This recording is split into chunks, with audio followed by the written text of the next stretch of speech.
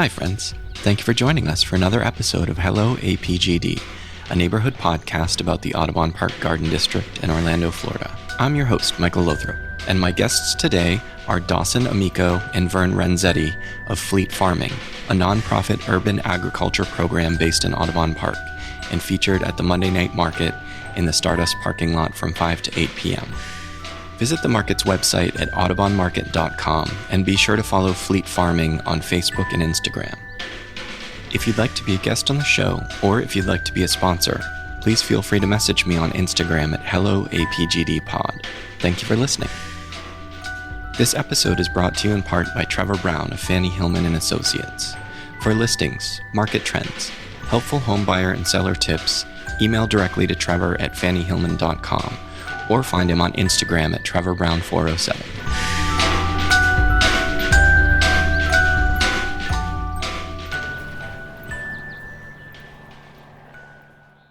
And with me today is Dawson Amico, Farm Manager, and Vern Renzette, Vegetable Sales Manager of Fleet Farming, a nonprofit urban agriculture program based in Audubon Park. Welcome.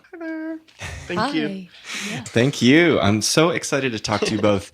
I've been doing this podcast for just over a year, and Fleet Farming has come up, I want to say, almost in every episode because you're such an integral part of the food scene here in Audubon Park in Central Florida. What you guys do is super fun, super cool, and it's super important. Fleet Farming started in 2014. It was essentially this idea of we can use our lawns to grow food rather than just grass. We have plenty of it. We have a very long growing season in Florida. Yes. So all of these things kind of played into it. How did each of you become involved with Fleet Farming? So I actually started with ideas as an intern at their UCF branch back in 2018. Okay. And that's Ideas for Us? Ideas for Us. Yes. Our parent organization. Mm-hmm. Fleet Farming is a nonprofit program within Ideas for Us. And yeah, so I started as an intern for about 3 years just because I really enjoyed being a part of the eco action that they made so available to just the general public to join in. Mm-hmm. And stayed for a while, eventually saw this position pop up and thought, why not? I could grow food. I do grow some food. So cool. Yeah. Yeah. So I joined the Ideas and Fleet Farming team after I graduated college. Okay. So I got my bachelor's at UCF in environmental studies on the science track. And then after that, I had a couple horticultural jobs, found that they were not really a good fit for me. They weren't as grassroots as I wanted them to be. Mm-hmm. And I was going through some difficult life changes that made me leave one of those jobs. And then scouring for new positions, I found an internship while working a part-time restaurant job, decided to hop on. And then a year later, they had an opening that needed to be filled, and they contacted me. And I said, yes, I'd love to be the vegetable sales coordinator / manager. So that's how it happened. We're so glad that you did. Yeah. Yes, thank you. I am too. I mean, Dawson and I are just one of many iterations of the Fleet Farmer and vegetable sales. So much has happened before us, and so much is happening now, but we do feel like, we love what we're doing a lot, and we see the impact that it has made. We see the impact that it's making now, and we see so much potential for both of these roles to continue to leave a lasting impression on this area and also others surrounding it. Yeah, it seems like the projects have really grown, right? Mm-hmm. I know like Audubon Park School, I was there for the groundbreaking. That was such an exciting day. Yes. Tell me a bit about that. So the project was funded by Sprouts Healthy Communities Foundation, sort of their charity part of Sprouts Farmers Market. And we saw this space that was underutilized, but it was supposed to be for a community garden. And I have, kind of a story behind where that community garden originated. How much of it is kind of like changed through word of mouth, I'm not sure, but there was an old school there where the current Audubon Park School is. And it was there since the 50s. I have people in this neighborhood who walk around who tell me that they went to the school when they were younger. And I was told that people in the community, and this is very telling of the time that this was, started in the 1950s, was here until maybe a decade ago. There was a community garden inside the school that residents could just kind of like walk into the school and maintain their vegetables. Of course, not really a feasible thing to do these days. No. So as they say, it was a very different time, right? Yes. And so whenever, conversations were being had about this new school being built, the people in this community of Audubon Park really kind of vocalized the fact that they still wanted this community garden. And so the two areas where the community garden is right now, and then the greenhouse on the other side, those were specifically designated for the community to get involved with the gardening space. And yeah, that greenhouse is actually a community greenhouse for the people who grow plants in that garden as well. That's amazing. Yeah, because they're within the perimeter fence, but they're just kind of on the outside, right? And there's some good tree coverage, so you don't get like full sun all day. That's nice. For sure.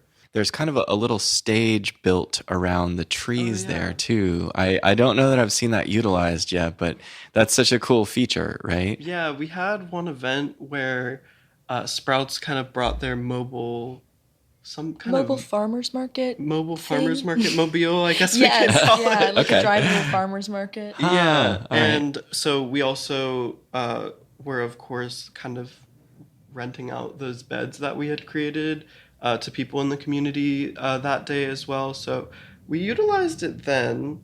Definitely think that space needs more activation, which we're working on for the next season. Of course, summer is so hot, you know, really the best time of day to garden is 5 p.m. to 8 p.m. in my opinion, or until the bugs really start getting tell you to stop. Yeah, exactly.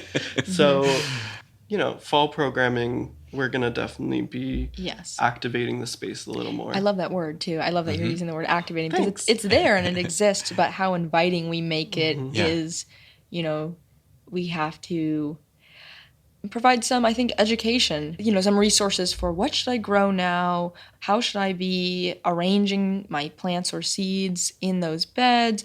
So we do have to activate it, but that will start in fall as the temperatures decrease a little and it becomes hopefully, right? And it becomes more favorable to be outside, and then all of your wonderful fall staples are going to come into season. And so we'd like to provide some guidance for the people in the community so that they can use that space to the best of its capacities. So speaking of which, during the summer, what is kind of the operating schedule, or like what are the activities that you're into during the summer? Yeah, so throughout the history of fleet farming, summer has been treated many different ways. But of course, this summer we're kind of taking more of an approach to cover cropping, making sure that, we kind of use the term resting for certain farms. It's growing something that's going to keep all the nutrients at bay in the top of the soil, preferably nitrogen fixing the ground. So what kind of plants typically would you be putting in? We kind of are taking a multifaceted approach to it. So, of course, we want to still grow food and show people, we are the year-round growing zone. For certain 90. Things at least, right, during the summer. Right. Exactly. That's like the education piece as well. Yes, and that brings up that's a good segue into a really good point about what can be grown in Florida and in Zone 9B at this time of year, because it's not going to be your typical English garden, peas, carrots, things like that, lettuces, unless they're summer lettuces that are adapted to hotter weather without bolting, which is also doable, but you most likely are going to have to transition to your more subtropical crops, your fruits, of course, but also, your different vegetables that are also rarely seen in your grocery store. Seldom are you going to see Asian long beans or snake beans in your Walmart or even in Sprouts. And so kind of adjusting your palate as the seasons change, I think is something that we embrace and that we think that everyone should try to embrace. Broaden your palate, expand into new foods, new produce, and explore the possibilities of not only what can be grown here and what you can get locally and in season here, but just try something new. Because many of those things, you're going to get them out of season. When you talk about the crops that are grown in an English garden, your lettuces are most likely not going to come from Florida unless grown in a greenhouse or high tunnel. You probably won't be getting them from a local grower if you're getting them during the summer. And so if you're looking to also reduce your carbon footprint or your impact on your environment, then buying local, buying things that are grown regeneratively, sustainably, in season, those are important facets for being environmentally conscientious, as it surrounds food. Plus, it's going to taste better, right? If it's Absolutely. freshly picked. Yeah. Absolutely. The nutritional density is way more than it is with things that are shipped all the way from California. And, of course, there's hydroponic solutions, indoor sterile solutions. That's all right. But, we like growing outside. And as that's our preference, we're going to adapt and we're going to explore what options there are for growing, for putting up with this this climatic situation and continuing to grow. And those aren't all cover crops. No. Our long beans aren't cover crops necessarily. The hot peppers aren't cover crops. They're just things that will withstand the high temps. But some of the cover crops that we're growing are buckwheat, soybeans, cowpeas, and like Dawson said, preferably nitrogen fixing. They add nutrients to the soil, and then later, once they are ready to be terminated, they continue to add nutrients into the soil. They break down either over the top or we tilt them in, and then you're ready for fall. Yeah, I love it. Just the therapeutic effects of gardening. It's even just walking through a garden and just knowing people that are into it, like it truly becomes a way of life, right? Yeah. And so that's a big part of what Fleet is also doing with the swarms and getting you get like a bicycle gang of gardeners, right? Together. Yeah. And we still run that programming over summer. Of course, we changed it to 5 p.m. to 8 p.m. To avoid the hottest part of the day. Yeah. So that's the nice thing to do and the responsible, correct thing to do. Oh, yeah. Heat exhaustion is not fun. No, and people are talking about it a lot more lately in the news, too. It's interesting because Florida kind of has always dealt with this in the summertime, but there are places that are experiencing record temperatures this year. South Florida. Right, yeah. It's just going to continue on from here, unfortunately. So we're having to adapt, right? And this is part of that adaptation. Exactly. And I think growing food in general, no matter what time of year, is part of that adaptation as well. I like to refer to growing food sort of as a lost language, in the way that our parents weren't really taught as much of how to grow. They might have done something with their parents, but our grandparents and our great-grandparents, for example, my great-grandfather was a victory gardener during World War II. Wow. And so the whole backyard was pretty much just supplying most of their produce. I think it was something like 43% of produce grown in America was grown in people's very own backyards.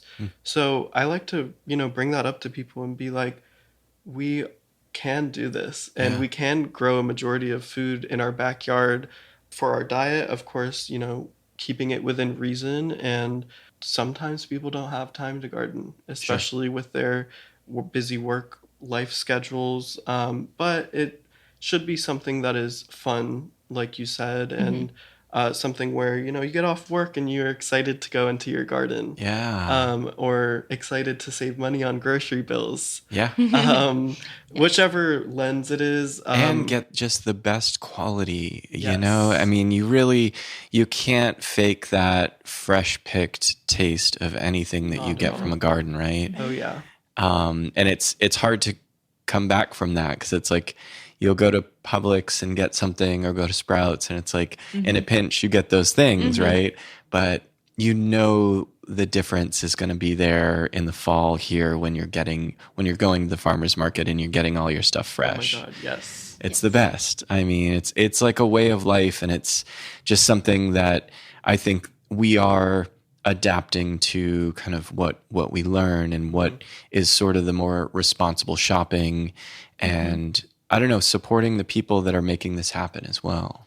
Right. And doesn't everyone, deserve that privilege to taste and eat, consume the Yes. best food, the most nutritionally dense, the healthiest, the best tasting food? And I mean, that's where like our community, Audubon Park Community Market comes in, like a small, pretty overlooked farmer's market that's been there now for years. And I was just talking to Zach last night and Gabby as well about how long it's been around, that he had been coming there, before he was a vendor for years and years, and seeing vendors come and go and experiment before they try their own brick and mortar type thing. But having something central, community run, that provides fresh food, that's not doing crafts or majority crafts, that's actually providing good food for the people directly adjacent to it, that is super important. I mean, and we're so privileged to be a part of that. Aside from also donating portions of our produce when there's anything left over, when there's excess, because like I said, everyone deserves to have that feeling of like, I don't want to go back, and I don't have to eating less than incredible and nutrient dense food. Yeah. It makes you feel great. It's healthier. You know that it's contributing to a more sustainable environment.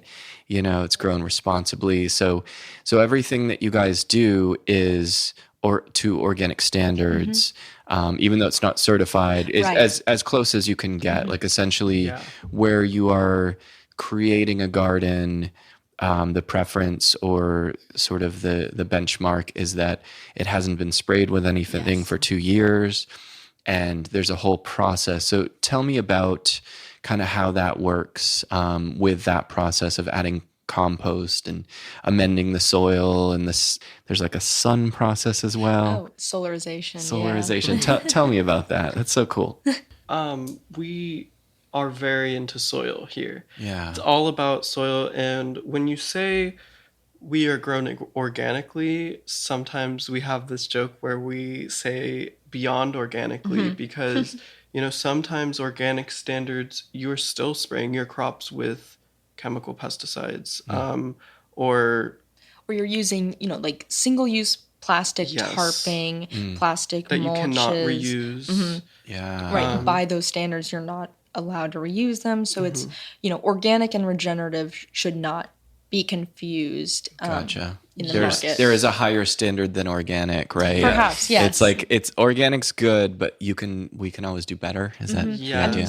Especially when you think about like big farms, organic farms can still very much be monoculture. So that's something to consider when you are, only reaching for your organic produce in a store where that organic standard, means one thing, but it still doesn't mean that the production practices are the best or ethical. Right, exactly what I was getting at. Especially in terms of soil, we feed the soil with compost. We use a tilther to amend the top 2 inches of soil. If we use fertilizer, it's never synthetic. Always has to be natural, organic as well.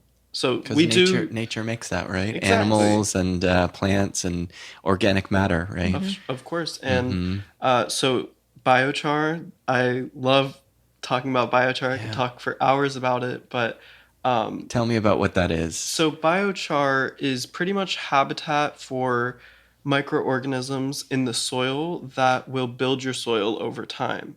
And actually, why I love to use it is not only because it stays in your soil forever and continuously improves your soil structure, but it sequesters immense amounts of carbon.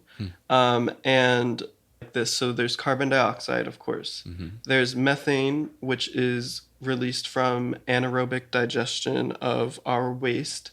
So in landfills, you might see pipes coming out of the top. That's because methane is being released, so the landfill doesn't quite literally explode. Yeah. And this is Pretty important, right? Yeah, and that's why it's important to compost, because you're not producing methane when you're decomposing things aerobically. Yes. So it is made through taking yard waste, which is, going to go to the landfill, going to turn into mulch or whatever.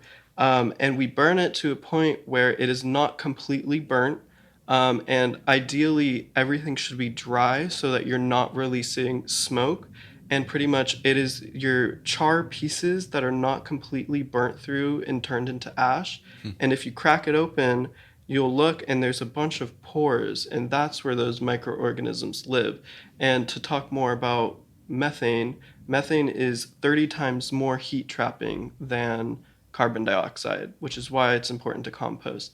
But nitrous oxide is usually released from agricultural activity, and it is 300 times more heat trapping than carbon dioxide. And why biochar is such a carbon sequestration powerhouse is because those bacteria that live inside help to sequester that nitrous oxide out of the air and effectively create a carbon sink in the soil of our farms. And so there's a lot more research to be done on biochar, but we do know that it very well could be a climate solution for the current crisis we are going through. Wow. So how long has this been kind of a known practice? In general, soil science and analyzing and researching is only about 10 years old, surprisingly. Wow. But we have to look to our native indigenous people who have been doing it for centuries and centuries. There's a place in the Amazon where they've been adding biochar to their soil for centuries, and as a result, they currently mine this soil for potting soil that is very rich for the people in the local area. And it's so rich with microorganisms from them adding for so long that they will fill it in with kind of just like a filler material. And they'll come back, like, I don't know how long they wait, but they'll come back and it's all that same rich soil that they took out initially for potting soil. The terra preta, like that dark, Yes. it describes the quality of the soil, black dirt, like dark earth, like that is super fertile. It's all about soil fertility, and that in itself is a crisis of its own because, soil fertility is abysmal in this day and age. Yeah. And because of the way that we've been factory farming in this country for a bit too long, right? And we're kind of hitting that point where we have to correct our ways before it's too late. It's about almost like the focus was feeding the plants instead of feeding the soil. And as a result, it's depleted so much of the natural goodness that we've used to grow for so long now. And it's sad to see, but I think it's important to remember there are solutions like biochar that we can be adding even to conventional factory farms, and that would make a huge difference. Biochar isn't exclusive to this local level. I think that it could be deployed to a larger scale. The only problem is, how do we process that much wood without it making an impact on emissions? Yeah. It's like you have to start small and grow from there, right? It's really, and that's exactly what you're doing, and you're leading by example. So I understand there's the component that's fleet farming, and then there's the component that is edible landscapes, which is kind of a subset of fleet farming. Tell me a bit about that. Yeah, so fleet farming is essentially the operations in the Audubon Park radius, and then edible landscapes is the service that operates in essentially any area that you can imagine outside of this radius. So fleet farming, because we're built on the model of using bikes as transportation around the neighborhood, we will only operate in Audubon Park, creating the fleet farmlets. But then edible landscapes, they claim that they will go anywhere to establish some, a garden, and they more so focus on raised garden beds than in-ground farms. But they bring that service to anyone around the state. And They do it all too. It Right. just depends on what really the consumer wants. Sure. So they do the maintenance. They kind of Yes. plan it according to what the customer wants. Figure out the plot. And in Florida, maybe just Orlando specifically, I understand it's 60% of your lawn can be used to grow food. So the idea is that this can be outside of the reach of Audubon Park. Right, Yep. exactly. Yes, the maintenance plan is a big part of it. They'll come out on a biweekly or monthly basis or whatever the consumer prefers, and maintain it for that homeowner. I worked with them for a small stretch of time, doing some of those maintenances. And like Dawson said, like not only will they do the raised beds, but they'll also do permaculture style fruit tree installations. And then they also go to community gardens and schools. And those school garden installations are also the same at which we have some of our educational programming that's also attached to fleet farming. They also do like native landscaping Yeah, too, really, because yeah. some people just want their front yard to be completely native wildflowers. Okay. Edible landscapes can do that too. Oh, I didn't realize that. Okay, cool. Yeah, I wonder, my neighbor kind of has this continual project that she's working on. She'll do this whole wildflower. Oh, I know exactly who you're Yes. talking about, Yeah, and I love it. Yeah, it's incredible, right? I think she's doing it herself. Yeah. And it flourishes, and then she treats it and levels it and then starts over, and it's like, it's such a gift. It's like right around the corner from us. I Yeah. love seeing people in this neighborhood, taking gardening on to what they're passionate about. Yeah. It's not always growing food, it could just be planting pollinators. And honestly, my journey started through growing milkweed for the monarch butterfly. Yeah. And that's how I learned to seed things for the first time, was through growing milkweed. Oh, wow. And so it's very interesting. I feel like pollinators and growing food intersect in the most beautiful ways, honestly, because something we do on the Fleet Farmlets is adding just like the side or a patch of pollinators to the farm, because of course we need the pollinators to come and pollinate the produce. And we're very lucky because Audubon Park has a lot of gardens in it. So And we're right down the street from Lou Gardens, this exactly, enormous botanical garden, right? Yes, So- an enormous food source. Yeah. we absolutely. have a lot of bees because of all of the flowers in this neighborhood. So it's not something that is absolutely crucial to add native wildflowers, but it doesn't hurt. It Right. actually will only really benefit. So It all goes into the ecosystem here. exactly. Yeah, I think it's so interesting that we are the garden district, and that fleet farming is headquartered here and got its start here. It makes perfect sense. With Lou Gardens, kind of anchors that mentality, and yeah. and that they've got meetups there. Is it the seed? The seed swap. The seed swap, Yes, the right? seed swap and all the plant sales they do, and the people in this neighborhood and anyone along Corinne, they go out with their wagons in swarms. Yeah. I see them, it's its own little cultural phenomenon on this stretch. But yeah, it's perfectly fitting, and it's the perfect anchor for the garden district. Yeah. It really is. Yeah. I've actually been going to those plant sales at Lou Garden since I was a very little kid. Oh, 'Cause that's so I was cool. raised in Orlando. And I was thinking about this the other day. We would go on field trips to Lou Gardens probably around age 6.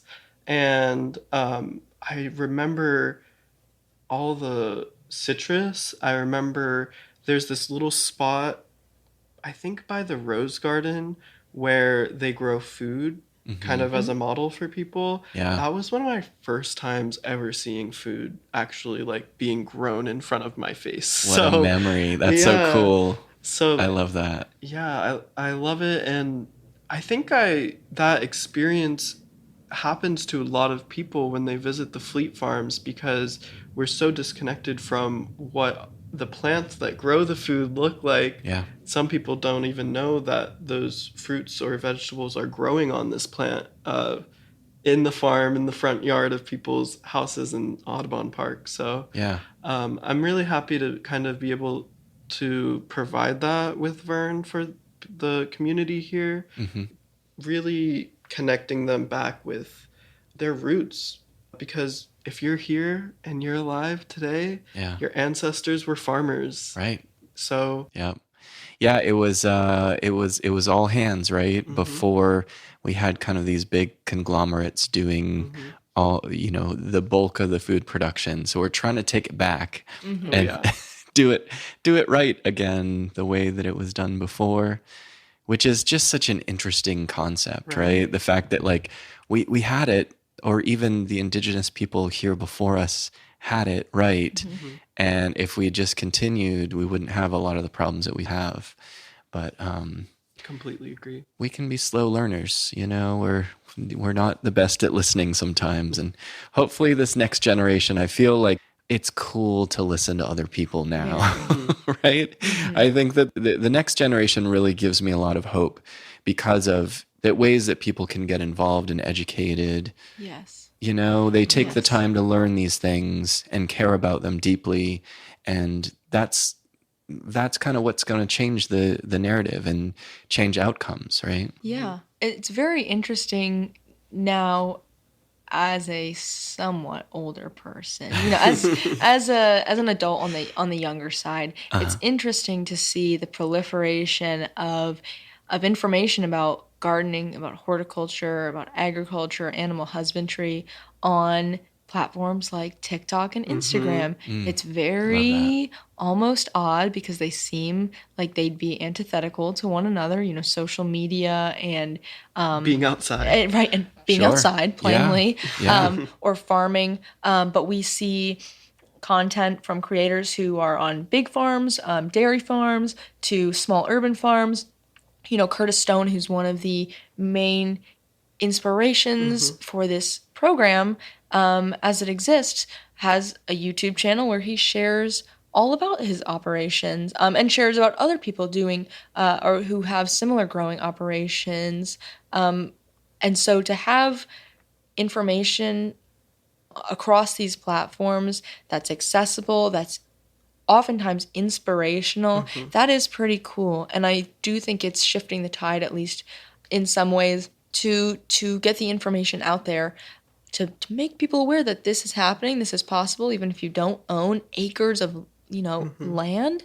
Probably we only are farming really about a fourth of an acre, and it always feels like much more because we're going we're riding these varying distances between each micro farm, but it really is probably only about a fourth of an acre. And still we are able to stand, hold up a booth at the Audubon Park Community Market and sell produce each week and have definitely not an insignificant volume of produce. Like it's impressive. It really and it's very cool. Thank you. Yes, thank you. Yeah. But all that's just to say that there is certainly a shift, and like maybe I'm surprised for no reason, but I think it's funny that you can see these activities being done, and of course my algorithm is very tailored to what I'm doing. Naturally. And yours is too. Naturally. Yeah. But Right. that's how movements start now, right? Right. They really do start on social media. It's that connecting with other people that are doing it, and that's what makes it sustainable, because you know how to, I don't know, just Reach join people. forces, right? To and mobilize. teach. Yes, yeah. And I mean, that front-facing aspect is something big for fleet farming. It's something we have to be very cognizant of while we are farming and working outside. We also have to be snapping pictures, putting our faces out there so that the algorithm favors us and shows what we're doing to as many people as possible. And it's very difficult sometimes. So on the flip side of, there's a lot of content out there showing people how to do this, how to start it by yourself, how to get involved with local organizations doing the work.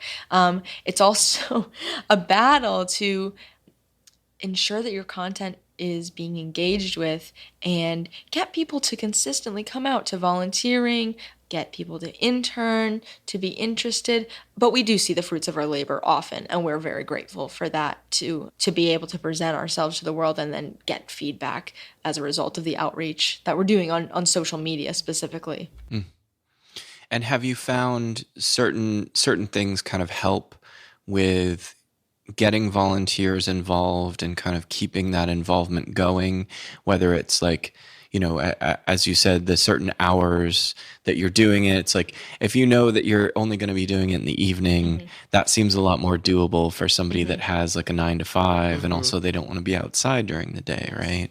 Oh, yeah. So getting that word out of sort of what is available, and the website is very user-friendly for people to get involved and that sort of thing.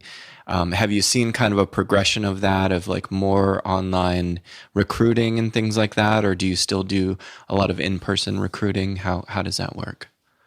I kind of think it goes both ways, because you have people who, see you on the social media and they're like, oh, I saw you doing this and I wanted to check it out. But then you also have people who just kind of show up, see that we have an event and they're curious.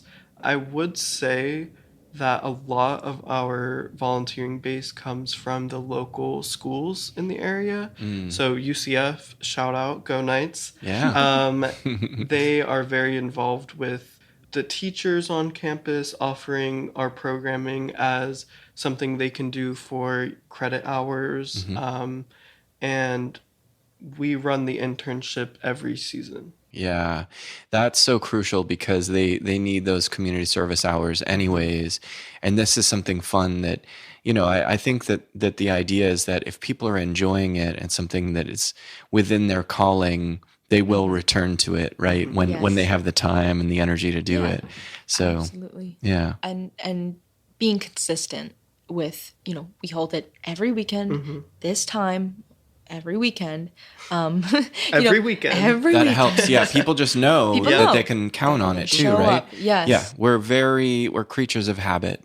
And once we know that we have like a thing and we just remember to do it, just like set our reminders and we'll be there. Yes, exactly. And we have some very, very dedicated volunteers that we are so lucky. So grateful. Right. That's so cool. Yeah. They're awesome. I mean, really what we're doing would not be possible at all without that volunteering and intern base. Not at all. And that's definitely something that cannot be understated, for a nonprofit, for an environmental organization who is really trying to make waves and do good work.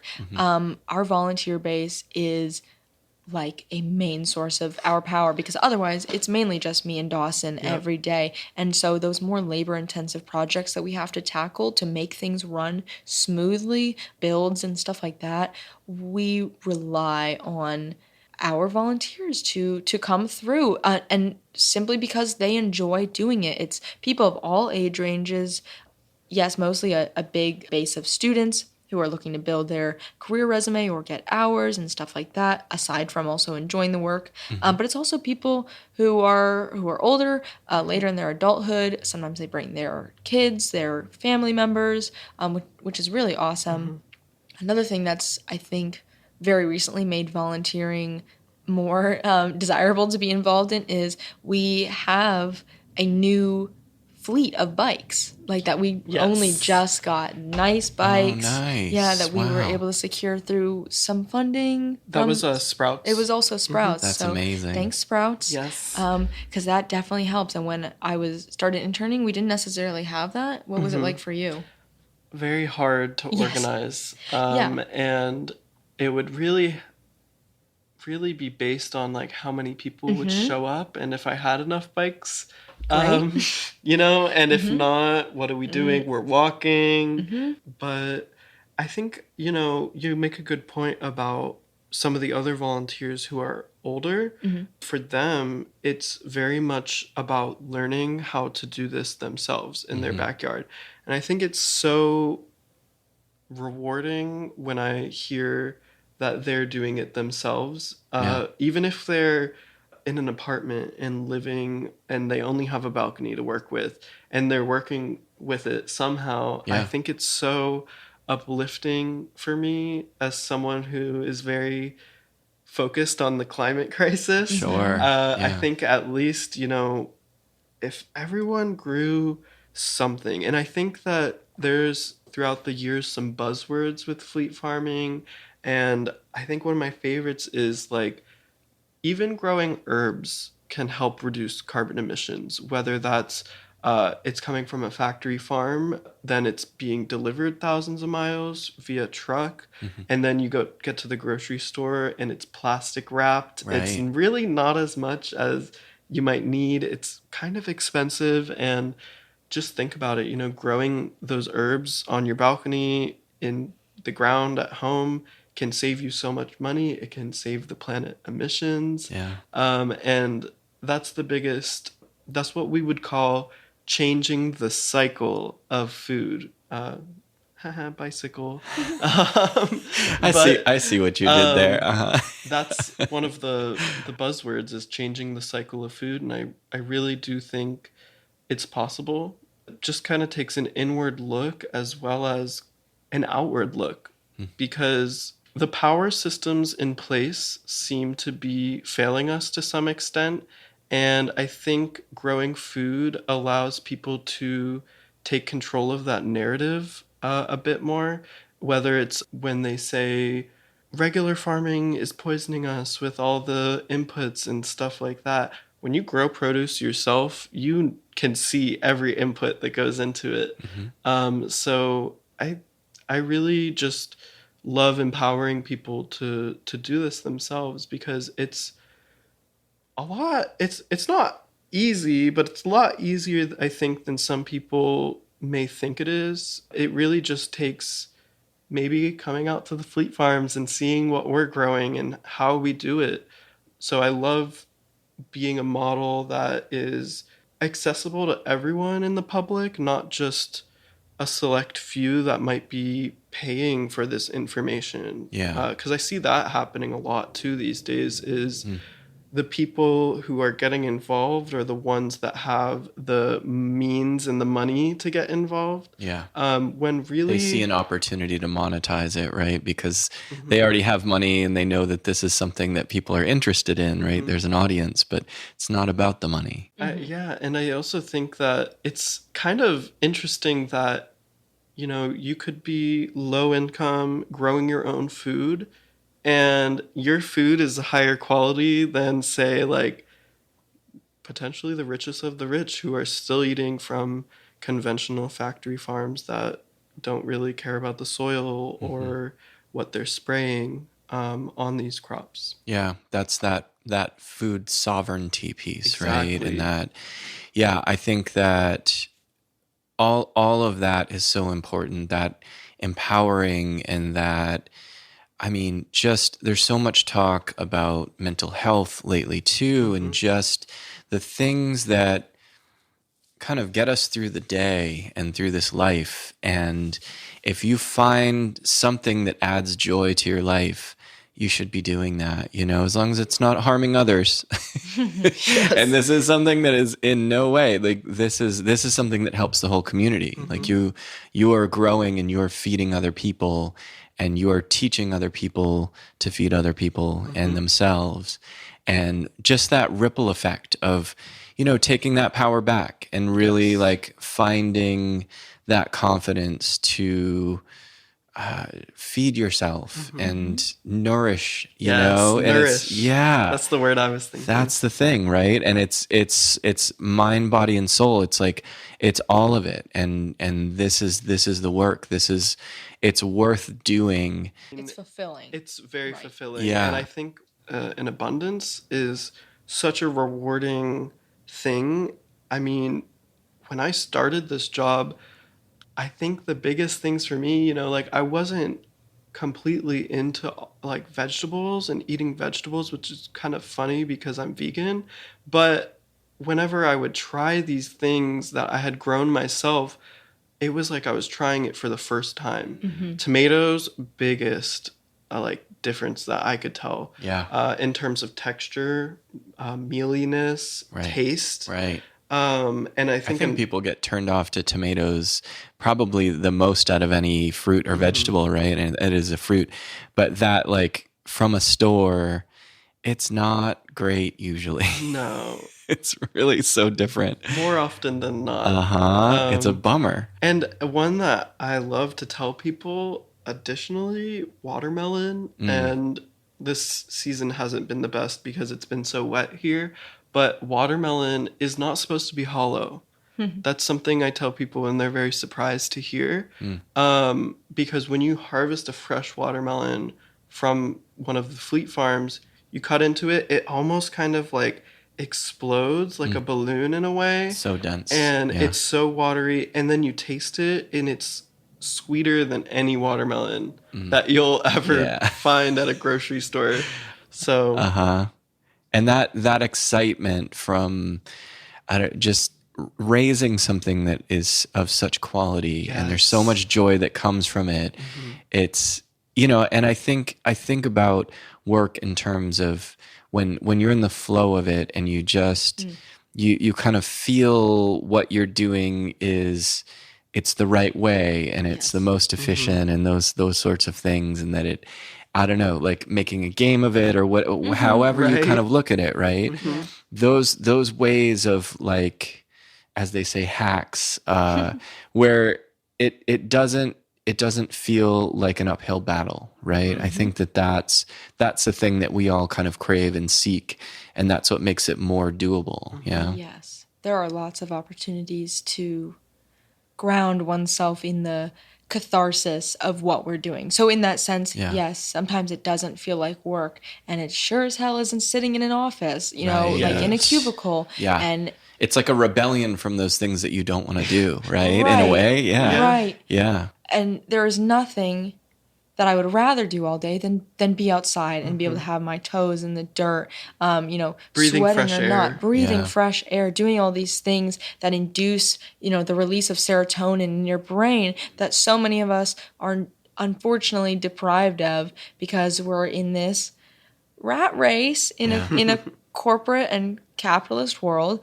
And to be able to be grounded in doing this every day and to remind myself at the end of a day where I'm very tired and feeling kind of defeated, feeling like there's so much to learn and so much I don't know, that it's okay because there's the space to learn here, and that I'm just very lucky. And I think we're both lucky, and I don't want to put words in your mouth, but because we do get tired, definitely. And but no one says that farming is easy. No. I mean, you'll hear it from farmers all over. Like, no one said this is easy. We didn't decide to do this because it's easy, but we decided to do this because we believe it's the right thing to do, because it's something that we are passionate about, dedicated to. We want to grow food and feed our communities. And then, with the added benefit of we get to offer this as an open forum for volunteers and interns to join in and take part in something that we get such a reward from, physically, mentally, emotionally, and they also then get to take part of it in a social setting. So that's being able to then offer that as an extension of the work is wonderful. Yeah. So for those that are listening that would like to get involved, what would you recommend as far as going to the website, but what other things kind of to prepare them for getting involved? I would say make sure you're taking care of yourself before. Eating a nice meal, drinking water, bringing sunscreen or bug spray. And a hat. Yes. Yeah, Florida is a very specific it is environment, right? It's interesting that this is in Orlando, Florida, first of all, because we're kind of known for tourism and theme parks, but I think I love that part of the narrative is that, oh no, like we actually, as a city, have so much urban agriculture, not so much, but like more than some cities have. A surprising amount. Mm-hmm. Yeah. And I think that's so encouraging, honestly. But for those who want to get involved with fleet farming, definitely go on our social media, see when our events are. Swarm rides are first and third Saturday every month. That's like our consistent schedule. Of course, right now we're running it at the end of the day because of summer, but as the fall semester starts, it's going to go back to 9 a.m. to 12 p.m. We provide bikes, of course, but if you would like to bring your own, it's always encouraged. And that meetup spot is right next to the farm at Audubon Park Covenant Church. So we just kind of meet up at the picnic tables there and see who shows up and get started. Yeah, Sarah Robinson, the pastor Love her. She is incredible, right? I know. She's been such an advocate, so integral for Fleet Farming's origin story too. That's so cool. Like and she really walks the walk, so to speak. You know, she is that person that is so dedicated to community and all aspects of making this place better. And she works fast too. She does not waste time. She's very effective, right? I know. Love her. I love everything about her. She was at the market the other night. I'm just like, thank you. What a treat. Right? Thank you for gracing us. Yeah. No, she's awesome though. We love her. And she makes a lot happen for us. Yeah, and just to, shout out Audubon Park Covenant Church because, that is our headquarters within this neighborhood. I think it's so interesting. Well, first of all, it was the first building in this neighborhood, and the neighborhood was kind of like grew around it, per se. Yeah. So historically, such an important building. But for what we do, so important for day-to-day operations. It's where we process our produce. It's where we meet up. It's the center of this neighborhood. Yeah. Culturally, historically, and being able to and geographically even, right? Literally. It's like the heart center. Yeah. Exactly. Yeah. So just kind of being able to work out of there, I consider a privilege, especially how welcoming it is in terms of every person. Everyone. Yep. So I am very grateful towards Pastor Sarah and just the church there in general. Yeah. When she was on the podcast, we talked about Mr. Rogers and his, Mr. Rogers was a pastor himself. Oh, wow. And I didn't realize that until I saw the documentary about him, but it makes perfect sense. But the fact that he was able to really reach beyond that, the specific religious stuff, because that I have a hard time with that personally, because I'm not a person of faith. So I'm about the human connection, and Sarah is very much that person as well. It's like she will not treat you differently because you don't have the same faith and the same belief that she has, but she understands just how our actions affect other people, our words affect other people, and just how to be the best person that you can be, right? And just being kind. She's one of the kindest people. True, I'm sorry. Right? I know. I'm getting tongue-tied. I mean, I get emotional talking about Sarah because she is such a gem of a human, and it's we couldn't do this without her. Oh, I believe it. Yeah. Well, thank you, Sarah, and thank you both for everything that you do. I love seeing you at the market. Everything that this community is like integral to what work that you guys do. Thank you. Thank you very much. Absolutely. Wow. Warms my heart. Yeah, right. Wow. Yeah, Wow. totally. And the website that people go to find Fleet Farming and the socials. Instagram is Fleet Farming, FLEET farming, and then the website is just fleetfarming.org. Just to touch base on events, Facebook usually has them all posted on Ideas or Fleet Farming. Kind of run different events through both of those entities. The Eventbrite is reliable. Eventbrite has literally Fleet Farming and Ideas. All of our events are listed on Eventbrite. So Okay. That's another resource. So if you go to the Eventbrite, you just follow Ideas for Us, and all of the events for Ideas and Fleet Farming can be found there. So cool. I did want to ask about how many houses now in Audubon Park are you servicing? I would estimate and say 15. Okay. Because we do have some that are fleet fruit orchards, which is something we kind of would do in the past. Fleet fruit, it's a fruit gleaning program with just kind of collecting surplus fruits, selling / donating it. But in the recent year, we created new farms that were just kind of exclusively dwarf fruit trees. That's super cool. And as far as like schools and community gardens, are those included in that? Or? No. Okay. Yeah, because Edible Landscapes has done about 45 school garden installations. Okay. Which is a very impressive amount. Yeah. So this is really just our metrics and the land that we cultivate. Yeah. Yeah. I love that it's like neighborhood specific too, that this is, I mean, it must require a good amount of organization as far as, what is where and that sort of thing, and making sure that you don't leave anything out. Oh yeah. And what's priority, what isn't. Yeah. Because you probably can't do everything in one day, right? So you're kind of breaking it up in shifts and things like that. Exactly. Yeah. It definitely makes the wash pack situation interesting. I mean, and there's a couple people in the area who follow a similar model, Mason at Winter Park Urban Farm.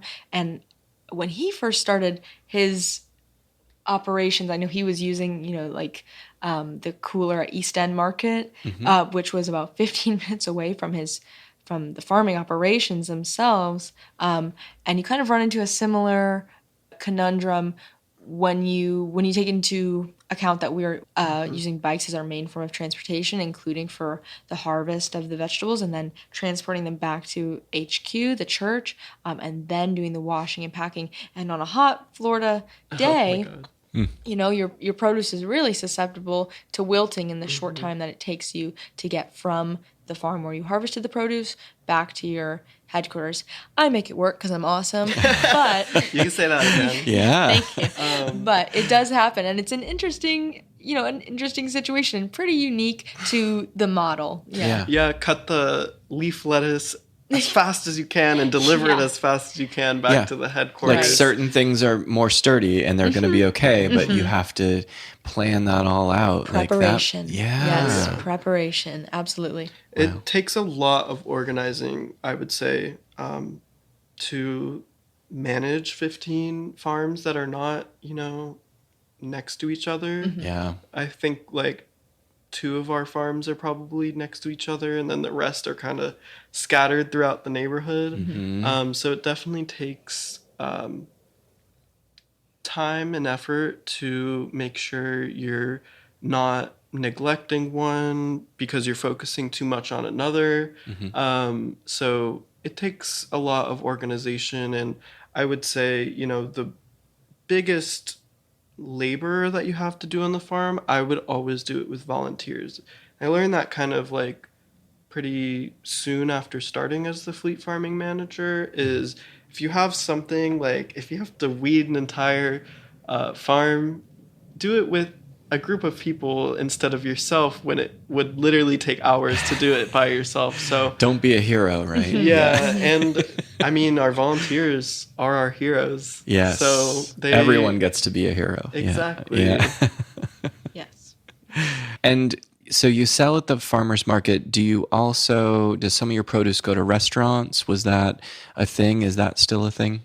That has been a thing, yes. We just recently, in April for Earth Month, and thanks to Katie DeBerry of DeBerry Creative, she was working with the organization who spearheaded those efforts to kind of recharge that effort, because it had been kind of dormant for a little bit, with attempts made here and there to start selling to restaurants again, because it was happening quite a bit, when the organization was founded, when fleet farming was just starting, I think, and there was a lot of interest from artisanal restaurants in the area. Mm-hmm. But it slowed down, momentum has slowed down, but Katie got that on track. In Earth Month, we had some specialty cocktails, I think some mocktails here and there, some ice cream made with Kelly's. That was awesome. And now actually I'm currently working on a new updated wholesale/restaurant pricing catalog so that we can hopefully re-enter that scene with some more gusto and get back on track with selling to local restaurants and doing what we're supposed to do, which is, feeding the community through multiple channels. Yeah. Changing the cycle of food. Changing the cycle. I really love that. That's so appropriate. Yes. On every level. I can't take credit for it. No. That's definitely someone before me. I mean, we're all just cheerleaders for these things, right? We're I just... hope they're getting their check somewhere. Yeah. Every time you say it, they get a little bit of money in their pocket.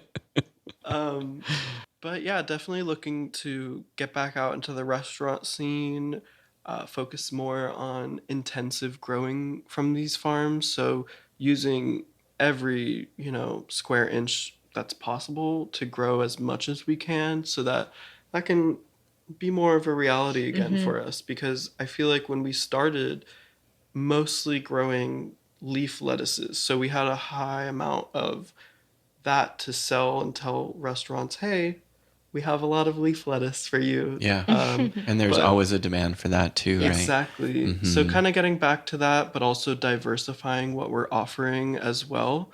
We're going to figure that out along the way, and you guys will be on that journey as well and able to try some stuff out locally. We all benefit, right? Yes. That's the thing. Yes. We're all learning as we go. And I think that is a very distinctive part of fleet farming, is that the people who are doing this work with fleet are most often self-taught, just out of pure interest and passion. We don't all have horticultural degrees, but we gravitate toward that field and toward that work. And it's especially, I think, that aspect of food sovereignty, of climate justice and climate activism, and doing something that is tangible and effective toward healing our green spaces and making them accessible to people for the various benefits that they provide to people and planet. I think that most of us that find ourselves in doing this work get into it and decide to find the courage to do it as we do it, not to wait for that courage to come before we jump in. Yeah. So we just decide this is what I'm going to do, and to have no fear in doing it. And sure, I'll mess up, I'll fail, but I'll figure it out, and I'll learn about myself, about what I'm doing. I'll be able to collaborate with these other great people who've been doing the work for longer than I have. And there are a lot in this area, or who congregate at the farmers market every week, who are wells of knowledge and also just great conversation. And they'll talk to you about it for as long as you want. And being able to be in this sphere and talk to them and know that they learned as they went. A lot of them didn't necessarily start out this way. They're first generation farmers, and you can do it too. Like, you don't have to start from a farming family, but the desire to do it and to do it right and to, like I said, just go fearlessly forward can be enough to get you on the right track. So learning as we go is a powerful tool, and I think there's some scorn for it sometimes, but I think there is power to be found in, maybe I don't have it all figured out just yet, but I don't care, and I'm going to keep doing it anyway. Mm-hmm. Yeah. Beautifully said. Thank you. And it just reminds me, I say that as a farmer, I'm learning every single day that I'm out there in the fields, and that's a beautiful thing. And I don't think that can be said about a lot of other professions where you're continually learning throughout the work you're doing. Sometimes it kind of just stays at that like a droning level. Yeah. So I love that about this job, and I love learning too. So I say if you're a plant person and you're growing indoor plants, you can grow your own food 100%, because I grow thousands of plants on these farms and I cannot manage to keep an indoor plant alive. So However that works or happens. Yeah, there's a reverse there, right? It's Yeah. interesting. Yeah. So I think, if you're growing indoor plants and you're interested in even outdoor plants, if you're growing outdoor plants, if you're interested in growing your own food, I say take that leap. You're only gonna know more as you go throughout the learning journey of growing food, because it's a lost language, and relearning it, just like any language, takes some time. Yeah. So And one of the components, obviously, is knowing when and how much to water things, being consistent about that, right? And so for Fleet Farming's operations, I understand you have a good amount of drip irrigation that's installed. So when you are actually doing the swarm rides, you're not watering at all, because that's taken care of, right? So that's part of a key part of the component. Yep. And watering, I say with people who are interested in getting involved in growing their own food, it's not the plant itself. I say it's the water, how much you're watering, and your soil quality. Of course, there are other things like sunlight, but I think that those are the two most important things. And when you have an automatic system, which ours is just digital hose timer, which you can buy at Home Depot, Ace Hardware, Lowe's, all of the above. You can get some really fancy ones too, that connect to your phone and an app and whatnot.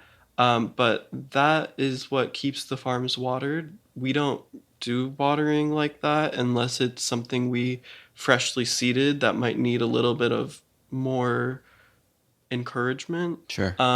But relatively, I think one of the most beautiful parts is you plant the seed, you come back whenever it's ready to harvest. Given that you won't have any pest problems or, but it's all about the methodology, and the plant has what it needs to thrive, right?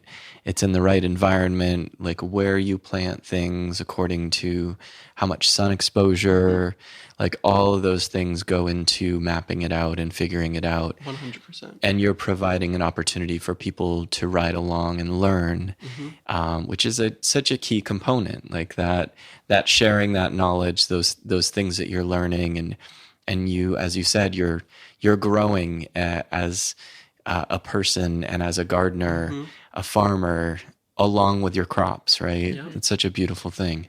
I love the way you put that. Yeah. Growing along with your crops. Right. Because it's true. Add that to the lexicon, right? Right. Yeah.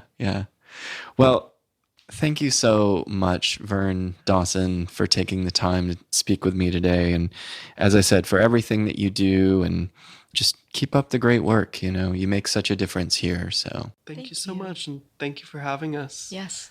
Anytime. All right. If you want to do it again, let us know. Cool. Very cool. Thank you. And we'll see you soon. All right. Thank you. This episode is brought to you in part by the Audubon Park Community Market. Join us every Monday from 5 to 8 p.m., rain or shine, in the parking lot of Stardust Video and Coffee. Located at 1842 East Winter Park Road, this weekly gathering of makers, farmers, gardeners, fishmongers, ranchers, craftsmen, artisans, entrepreneurs, neighbors, and friends brings the very best of Central Florida to you every week. We do hope you enjoyed this episode. If so, please click subscribe and leave a review if you'd like. We'll see you next time.